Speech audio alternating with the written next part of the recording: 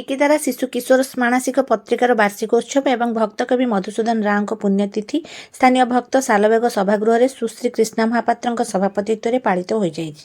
ଏହି ଉତ୍ସବରେ ମୁଖ୍ୟ ଅତିଥି ଭାବରେ ଓଡ଼ିଆ ଭାଷା ପ୍ରତିଷ୍ଠାନ ଓଡ଼ିଶାର ପ୍ରଥମ ନିର୍ଦ୍ଦେଶକ ଡକ୍ଟର କୈଳାସ ଚନ୍ଦ୍ର ଟିକାୟତ ରାୟ ଯୋଗ ଦେଇଥିବା ବେଳେ ମୁଖ୍ୟ ବକ୍ତା ରୂପେ ଚକ୍ରଧର ମହାପାତ୍ର, ସମ୍ମାନିତ ଅତିଥି ଭାବରେ ଅତିରିକ୍ତ ଏସ୍ପି ବିଶ୍ୱପ୍ରକାଶ ପଟ୍ଟନାୟକ, ଡକ୍ଟର ହେମନ୍ତ କୁମାର ଛୋଟରାୟ, ବିଜୟଲକ୍ଷ୍ମୀ ଦାସ ମିଶ୍ର ଏବଂ ରେଣୁକା ମିଶ୍ର ପ୍ରମୁଖ ଯୋଗଦେଇ ଶିଶୁ କିଶୋର ସାହିତ୍ୟ ସୃଷ୍ଟିରେ ବର୍ଣ୍ଣବୋଧର ଭୂମିକା ବିଷୟରେ ଆଲୋକପାତ କରିବା ସହ ଟିକିଦାରା ପକ୍ଷରୁ ପିଲାମାନଙ୍କୁ ଉତ୍ସାହିତ କରିବାକୁ ବିଦ୍ୟାଳୟମାନଙ୍କରେ ଯେଉଁ କାର୍ଯ୍ୟକ୍ରମ କରାଯାଇଛି ସେଥିପାଇଁ ସମ୍ପାଦକଙ୍କୁ ଧନ୍ୟବାଦ ଓ ଶୁଭେଚ୍ଛା ଜଣାଇଥିଲେ।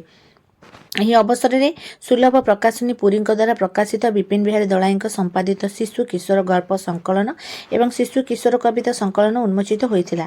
ପ୍ରତିବର୍ଷ ପରି ଚଳିତ ବର୍ଷ ଶିକ୍ଷାଦାନ ସହିତ ସମାଜସେବା କ୍ଷେତ୍ରରେ ଉଲ୍ଲେଖନୀୟ ଅବଦାନ ନିମନ୍ତେ ଅଜୟ କୁମାର ବଳିଆର ସିଂ, ଉର୍ବଶିନୀ ନାୟକ, ଯୋଗେଶ୍ୱର ନାୟକ, ସହଦେବ ସାହୁ, ସସ୍ମିତା ଜେନା, ରାଜକିଶୋର ସାହୁ, ଲୋପାମୁଦ୍ରା କର, ଗୋଲ୍ଡି ଭଞ୍ଜଙ୍କୁ ଟିକିଦାର ସମ୍ମାନ 2025ରେ ସମ୍ମାନିତ କରାଯାଇଥିଲା। ଏହି ଉତ୍ସବରେ ଅନନ୍ତ ପ୍ରଧାନ, ସତ୍ୟଭାମା ନାୟକ, ଅଜୟ ପଣ୍ଡା, ସୁଭାଷ ଚନ୍ଦ୍ର ପରିଡ଼ା, ଭାରତୀ ଭୂଷଣ ଦାସ, ଜାନକୀ ବଲ୍ଲଭ ଦାସ, ସୁନନ୍ଦା ଦାସ, ପ୍ରତିଭା ଦାସ ଓ ସର୍ବାଣୀ ଦାସ ପ୍ରମୁଖ ଯୋଗଦେଇ ସ୍ୱରଚିତ କବିତା ପାଠ କରିଥିଲେ। ଶେଷରେ ସମ୍ପାଦକ ବିପିନ ବିହାରୀ ଦଳାଇ ଧନ୍ୟବାଦ ଅର୍ପଣ କରିଥିଲେ।